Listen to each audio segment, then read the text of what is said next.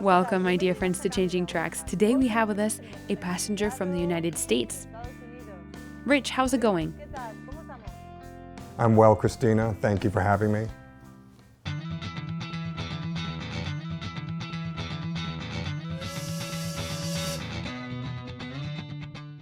Okay, Rich, could you introduce yourself? Hi, I'm Rich Mauro. I'm from Jacksonville, Florida. I'm happily married to a beautiful wife and 3 wonderful children.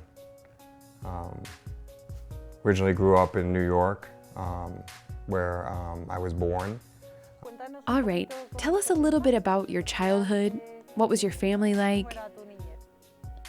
My childhood was not normal, that's for sure. A lot of people who meet me think like I have this perfect, wonderful, normal childhood. And then when I start talking about my childhood, they're just like, good grief, this is horrible. I originally grew up in a broken home. My parents were divorced, my grandparents were divorced. Marriage life or family life for me was we were very separated from each other. So I grew up very alone. It was hard, you know, coming from divorced families and then just meeting as my parents moved on with their lives, meeting other people that they were dating and just never having a very stable family life. So I wasn't very religious. We were Catholic by association, but you know, I received my sacraments, but it wasn't very instilled in me with my parents because I would be living with my mother for a little while and then living with my father. Maybe we would go to church. So my relationship with God was just, unfortunately, not a very close one. How did this environment that you grew up in influence you? And what were your teenage years like? My parents got divorced when I was like 10, and it wasn't a very civil divorce. My father was still fighting with my mother, and I kind of grew up in both families because they both had custody. So my family life was very disjointed, and growing up from there, growing up in public schools, and at the time, I guess during the 80s, you know, people were just very obsessed with being successful, you know, so that was kind of, you know, my family life was a wreck, so I just kind of looked forward of how can I build a successful life for myself out of this? And God just didn't fit into that. God, you know, at the time when I look back at it, I mean, God just wasn't encouraged. It was like everybody has their interpretation of God, or, you know, what God is good for you isn't necessarily good for me. It just became this kind of relativism. And watching movies and watching, you know, MTV and other things didn't encourage a life dedicated to God. Just God seemed like separate.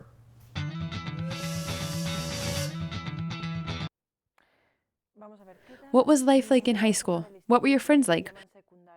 What did you do in that stage of your life? So my high school years, yes, were very difficult for me personally. My parents were divorced, and I just didn't spend a lot of time with them, so I was kind of on my own a lot, I was alone. It was difficult to make friends because I came from a broken home. It was hard to have relationships because I guess as coming from a divorced family, your trust is broken. So I watched a lot of television, I watched a lot of MTV. A lot of the way I saw the world was defined by what I watched. I didn't really have mentors or, like I said, parents to really help me through. So I developed my relationship with God at that point was very distant. You know, God was off on some planet if he existed at all. Or, you know, the language I think I kind of, which is popular today, is like, well, I know there's a creator, you know, and I am the creation, but I don't believe in an organized religion.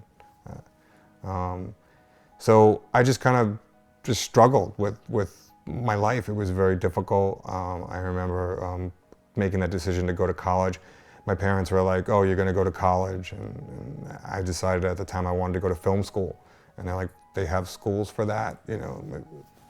At that time during, you know, the 80s, people were like, oh, you either become a lawyer or a doctor or you make a lot of money in business. And I was like, I want to go to film school. And they're like, well, where do you want to go to film school? And I think I want to go to NYU because I was in Long Island at the time, and it was a close to home, or close to what I was familiar with. And so I went to that. I went to New York University Film School, which was a whole nother entire planet from what I was used to. Although it was creatively stimulating, spiritually, it was even more worse. So I even fell even deeper into sin and deeper into distance between me and God. You know, everything was relative. Everything was kind of, you're good, I'm good, as long as we don't judge each other, you know, everything's fine. And I was okay with that. I was still okay with that. I remember even rejecting the church during my college years, of just like, you know, hey, the church is too judgmental, you know. Did you do anything off the wall? When you went to college and lived a liberal life, did you have any contact with God?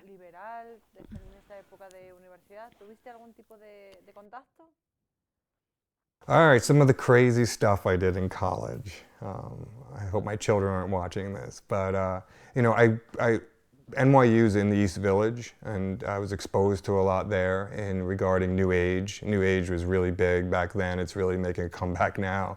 So I did a lot of things without even knowing that tarot cards and you know, really kind of going into New Age stores, reading books. I remember there was a big book called The Celestine Prophecy, Many Lives, Many Masters, all those. So that became kind of my new religion. It was like, it was a religion that was all wonderful, and you know, everything was good, and that you can do whatever you want and it was all okay. So I just pursued that in my lifestyle and the friends I chose, and that led me into a lot of trouble. You know, I would get involved in things in New York City that, you know, weren't good for me.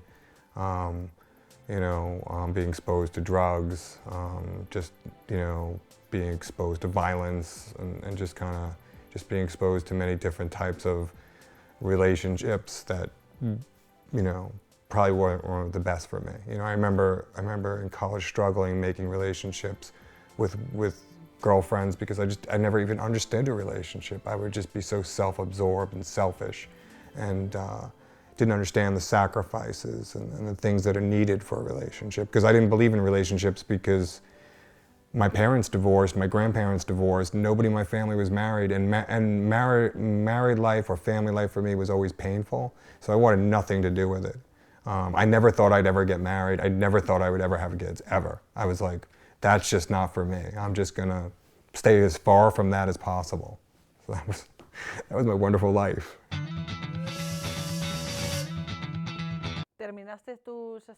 Did you finish studying filmmaking? Did you find a job related to your major? I did. I finished film school. Creatively, I excelled there. You know, I graduated with awards, and I was able to work for MTV after that, which was, back in the day, that was like the holy grail for me, because I was growing up on that. What do you remember of your time there? What was the environment like? Looking back at MTV, the time I worked there, I mean, I'm imagining some of the rappers like Snoop Dogg and P. Diddy at the time. There was a lot of violence towards women. I mean, I look back and I'm like, good grief, how did I not see this in the language and the raps that they're using? It seemed normal to me. It was like hip hop was really big. Russell Sims, big record producer, would come in and you know, and I look back and the music was just so toxic. It was kind of preaching a pop ideology or a pop theology of the way you should live your life. And those rap songs were just about making money, beating on women, and being tough. And when you're listening to that and you're kind of living your life like that, I think back then it was like living large. That was like the slang. I'm living large, you know. Do you think the environment you lived in influenced who you were? You know, being in New York City, graduating from NYU Film, working for MTV, doing music videos for rappers, starting to make my own movies at the time, just living in a lifestyle of opulence and drugs and sex and violence.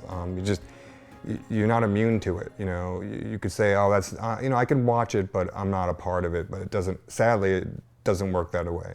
If you're there, you're there. It's having an effect on you and the way you see things and the way you treat people. And because I came from a broken home, you know, it was easy for me to fit into that kind of mold. It was like, okay, I don't need to care about anybody. I only need to care about myself. It's sad, but that was the kind of the mentality during the 80s. Just care about yourself. That's all that matters. Rich, but were you really happy? Did you realize what kind of a life you were living? When did God enter into the scene? Even though I was attaining this success and working with rap artists and celebrities, I felt very, it just didn't feel right. I felt like there was something wrong. I wasn't even close to happy. I was always just going from party to party, you know, where I wasn't very popular in high school. I was all of a sudden very popular now and gaining all these friends, and it was just, but I still felt incomplete. I didn't feel satisfied at all. And, you know, I could have just kept doing that with my life. And that's when things started to change. God had totally a different plan for me, which I had no idea. But what's good about God is He always gives you a choice. So I had just finished my first feature movie in New York City, and it was doing really well. It got reviewed in the New York Times, and you know, I was only like 25 years old, and this was like fantastic. And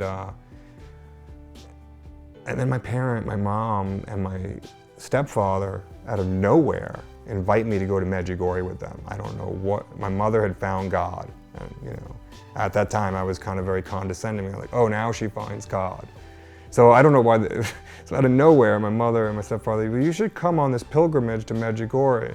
And I'm thinking, well, they're gonna pay for it. And I'm like, okay, I've heard about, you know, seeing visions of the Blessed Mother. I don't know what this is about, seeing visions of Mary, but it sounds like something as an artist and inquisitive mind. I'm like, I want to go and check this out. I'll go. So I said yes. And that's where everything just started to change. And what happened in Medjugorje? So my parents took me to Medjugorje. I'm in Medjugorje. The person says, you know, I'm not going to build up Medjugorje, but I'm going to tell you whatever you came here for, God's going to answer your prayer. So I was just like, what kind of sales line is that? But she said it with such assurance, like. So as I get onto Medjugorje, went to Apparition Hill, and that's where things changed. I had seen so many things, and I was with these other people. I felt very disconnected from them, but something happened as soon as I got into Medjugorje. I don't know if it was like scales were starting to be removed from my eyes, but I started feeling something internally was happening. I can't describe what it was, but just something interiorly was happening. And I'm like, I think I'm gonna go to confession. Now, I hadn't gone to confession probably since I was like, I don't know, when you go to confirmation. So it was a good time, at least I would say 6 years, 7 years. So I went to confession, and I had talked about some of the things I've talked about you here, about being in bad company, and the priest was like, oh, you can't do that anymore. Oh, you can't do that anymore. Oh, you can't be living with this person. Oh, this is absolutely, you have to change your life. And normally I would kind of just be like, oh, well, all right, whatever. But I left the confession, and it was like, also, all of a sudden God's like, no, you need to change. You need to stop everything you're doing. And I was just like, okay, I'm gonna do this. And a lot more things had happened in Medjugorje that just I went there with a very cynical mind, and I came back like a total believer. I had seen the miracle of the sun. I don't know if you know what the miracle of the sun was, but it was very freaky. It was like the sun actually just moves around, and it was just like, there was somebody else there with me, and I was like, had the sunglasses, I'm like, do you see this? And he's like, yeah, I see this. And that was just like mind-blowing to me. It was just something you had never seen in the real world. And I knew at that point that something miraculous was happening. And did you change? Well, I went back to my life. Something changed inside me, but I went back to my old life. And my career started to continue to elevate. And I got to meet a lot of like famous people would consider famous. And I just started to see that they were very, on the video side, they looked very like wonderful people, but behind closed doors, they were very unhappy people, very dissatisfied. And I was just like starting to notice things like that. So something had changed. I had noticed that these very famous people were very unhappy, and that most of the time in the industry, people were just working very hard to cover up these sad stories. And I just started to feel like, okay, I need to change my life. So I started to wanting to live a life in grace and learn more about God. So as I learned more about the faith, I had realized, oh my God, I am so far from where I need to be. And I started to change even what I was doing in my work, and everyone's just like, you're crazy. This is insanity. What are you doing? This is gonna ruin your career. I go, I don't know. I feel a call to do this. At the time, I remember talking to somebody, there's a big company here in New York, it's called Miramax at the time, and they were asking me, well, what's the next film you want to do? We've seen your first film, what are you working on now? And I'm like, oh, I'm gonna write a movie about a Catholic priest who gives up his life in Auschwitz for a fellow prisoner. His name's St. Maximilian Kolbe. And they're like, why the heck would you want to do something like that? Because again, this is like, I guess in the 90s, and people are just like, you know, that's not what people want to see. And I'm like, I don't know, I want to make a movie about this. That I went on this pilgrimage to Medjugorje. You know, you're telling an agent or a manager this, they're just like, I went on this pilgrimage to Medjugorje and this priest told me about this saint, St. Maximilian Kolbe, and I want to make a movie about that. And like, well, we think that's a really bad idea. It's not something that we would be interested in. And they go, that's okay, because I want to do this. I feel like maybe by making a story about this character will help transform me, which it did. As I learned more about the life of St. Maximilian Kolbe, I was inspired. I was getting the spiritual nourishment I had never received my entire life. When I was starving as a child, nobody was feeding me the faith. And as I learned about St. Maximilian Kolbe, I was being fed the truths and the virtues that God wants us to live. And I go, this tastes good. I want to practice this. But then it happened where I had to actually change my life. And the people around me were not happy about it. The people I were in relationships with, friends, were just like, this is crazy. You're talking about celibacy. You're talking about, you know, going to church. You're talking about, you know, going to confession. We don't need to go to confession anymore. Confession's dead. You know, I remember getting into arguments and I'm like, I don't know, I feel called to do this. I can't explain what happened in Medjugorje, but it's completely changed the way I see. And I think this is exactly where God wants me to go. And they're like, well, okay, you'll never be in the film business again. Nobody will tolerate these, you know, this new faith that you found. In fact, when I was on working on one set after that, one of the other production people said, you can't talk about God to actors. I'm like, well, what do you mean you can't? I was trying to inspire them. And they're like, no, you don't do that. Can you just tone that down a bit?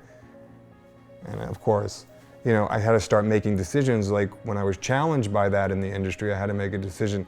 Do I accept that or do I move forward with you, Lord? And that's where I started falling in love with God. I'm like, I'm going to keep stepping forward. And I'm going to go as recklessly as it looks. In other words, I went the other direction. My track totally changed at that point.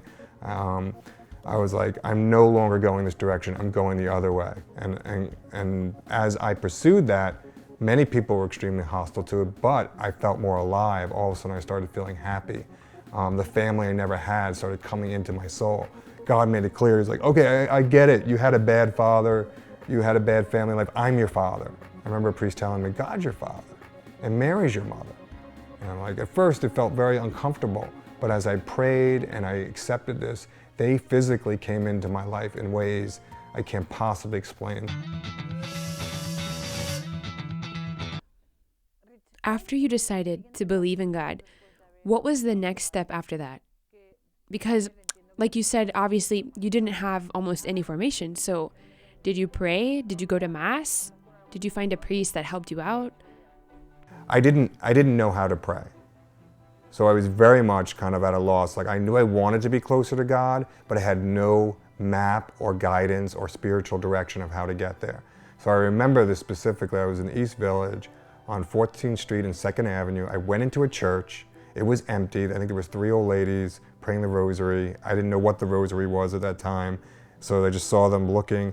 And I remember sitting in the back pew and saying, God, I don't know how to pray to you.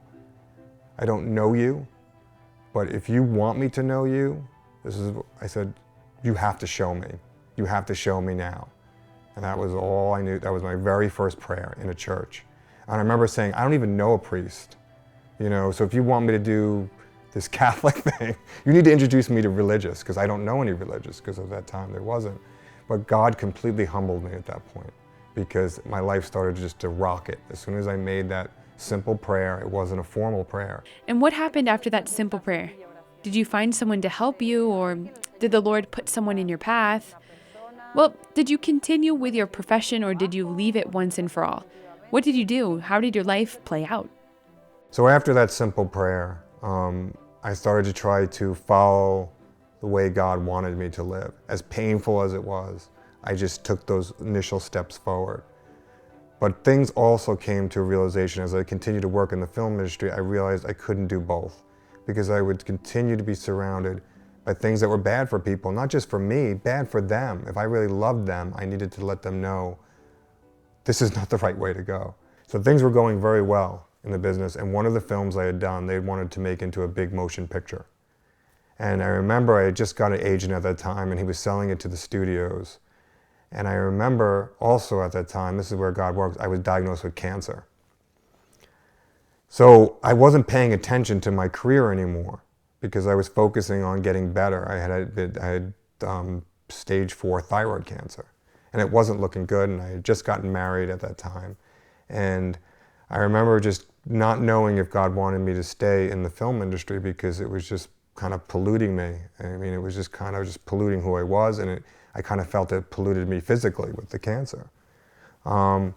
But I remember when I was struggling with whether to continue with this or not, I had a dream where it was a very intense dream, where I was just kind of I was shown my place in hell.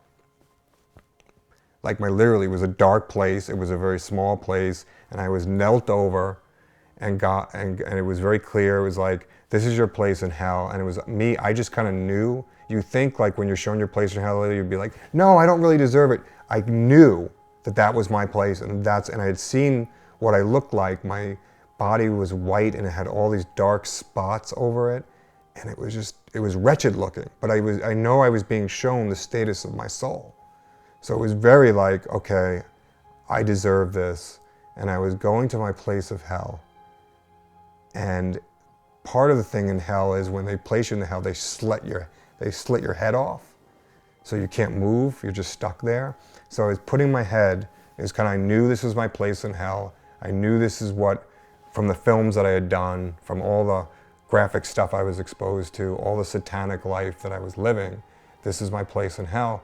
And I had kind of put my head on the thing to be slit, and it was a guillotine, I remember it very clearly to this day. And the blade was about to cut my head, and all of a sudden at the last minute, a sword blocked it from hitting my neck. And to this day, I could almost see the detail of the sword. And this is where the Blessed Mother came in for me. I heard a voice, and she said, he's mine. And at that moment, I heard all these chains fall. And I didn't realize that when I was in hell, I had all these black chains that were connecting me, and they all dropped to the floor. They were broken at that moment. And I had kind of woken up. And I don't know if it was a dream, it felt very vivid, but it was very clear to that moment that it was the Blessed Mother's voice, who I did not know who she was or the detail of when people talk about the Blessed Mother, what exactly it means. But I knew at that point that she had saved my soul. And at that point, I had to change everything I was doing, as painful as it was going to be. But God had given me a foretaste in that experience of like, you need to change now or this will be your place. So I remember coming home and telling my wife, I can't do this anymore. She's like, what, are you crazy? And at that time, my agent had called me and said, you haven't called me like in 5 months. What's wrong with you? I've been leaving message after message. You know, this big studio, they want to buy this script, you know, like, and I'm like, I don't know if I can do this. I don't know if I can go forward. He's like, what do you mean? You've worked your entire life for this. You can do whatever you want after this. He goes, what do you want, $1 million? Like, if you want $1 million, we'll get it. They want this movie. I'm telling you, this is it. And I'm like, I hesitated. I'm like, I can't do this anymore. Well, why can't you do this anymore? And at that time, talking to a Hollywood agent at that time about, well, I found God and I'm completely changing. I remember trying to tell him in a very politically correct way that this is just not the direction. And he was like infuriated. He's like, you'll never work in this business anymore. I'm like, it's okay. I'm good with that. I'm letting it all go. And it was a very difficult phone call for him because he had put all this work and effort. But I was not going to sign over the paper on this movie because this movie was, it's interesting how God tests you, is like, they wanted to make this movie that I made into a horror movie because this was the same producers that produced like the Texas Chainsaw Massacre, all the updated versions, the Amityville Horror update, and this was like, oh, we're going to update. So it would have been not for the glory of God. It would have been everything that I was fighting against at the time. So, and I remember telling my wife, she's like, we need the money. Like, what are you doing? How can you do this? And I was like, I don't know, but I know God's going to help. And that, from that point, I started to learn more about the Blessed Mother and started to do things like praying the rosary, doing things that I would never have done, never believed in. And as I gradually did them more and more, I saw major changes in my life for the better. I found a home, I had more children, I recovered from the cancer. And whatever other trials came up after that, I was like, all you need to do is pray the rosary. All you need to do is call out to God in the most sincere way, and God will answer you. Rich, thank you so much for sharing your testimony. Thank you. It was a pleasure. It was my honor. I hope it was helpful.